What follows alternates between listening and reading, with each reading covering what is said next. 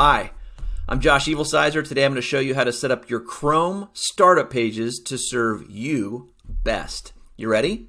Let's get started.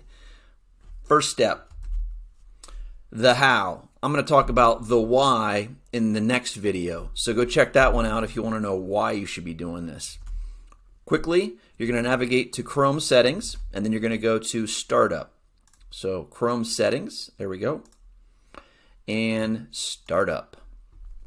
Here we are.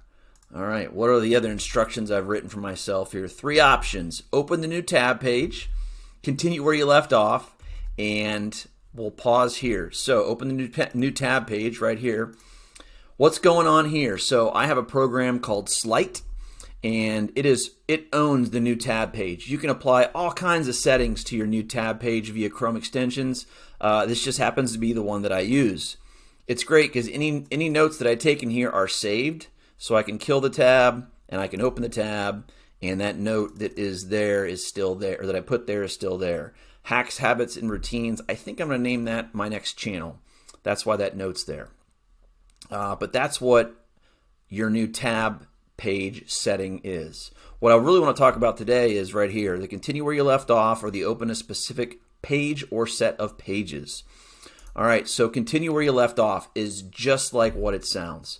So if I were to go ahead and open up my other Chrome profile, my personal Chrome, if I were to open a web page, it's going to pick up exactly where I left off. Let's go ahead and do that.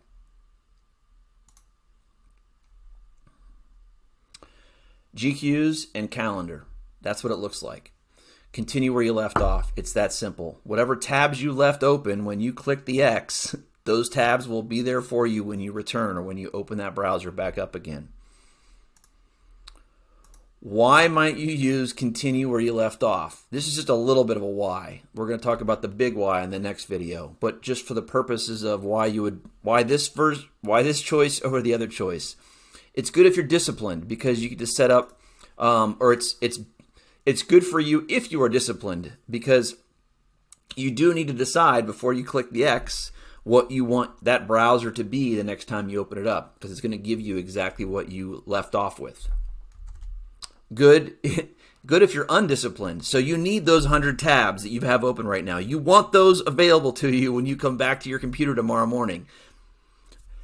I'm not going to get on that soapbox today, but if you need those 100 tabs open when you fire up your browser tomorrow, this is the option to pick as well for another day. Good if your tastes change. I have 5 or 6 different Chrome profiles. Depending on which one I'm using, if it's a tool that I'm using, the tool I want to use tomorrow may vary from the tool that I'm using today. And so this gives me maximum flexibility. I just figure out what I want to use next time and I leave that open before I close it. Versus the second option, which is a little more sticky. And we'll talk about that in a second. Multiple Chrome profiles is what I just talked about. My needs may vary, especially for this one when I'm creating one day or reading the next. All right, the next option here is open a specific page or set of pages, which is the set it and forget it rule or option. Open a specific page or set of pages. So there's 2 things I can do right now. So I can tell it what page I want it to use, and I could give it the URL, save it, and of course that's now going to be the only page that shows up when I open my browser for the first time, when I launch my browser. Use current pages. So right now I've got this new tab and I've got this Google Doc open. If I select this option right here and then I close my browser, this is exactly what opens up from now until I turn it off. So you get to set the pages that you want to be opened every time you open your browser, no matter how you left your browser. So I can open 100 tabs, but when I close it and I open it again, if I've selected this option, it's going to give me only those pages that I've programmed for it to open. It's not going to remember where you left off. So those are the two differences between continue where you left off and open a specific page or set of pages. Again, this is stickier, right? You tell it, hey, I want you to open Google homepage and I want you to open calendar, And that's all it's ever going to do till you come back here and you change it. Again, if you like that, the easiest way here is to set up the pages you want and then click this button right here and it kind of saves them. It's like a snapshot. All right, let's see if I forgot anything about this. That's it. Make sure you check out my next video because I explain why as it relates to habits and shaping your environment. And we talk a little bit about James Clear, which I'm really excited to talk about when I explain why your Chrome startup pages matter to your success.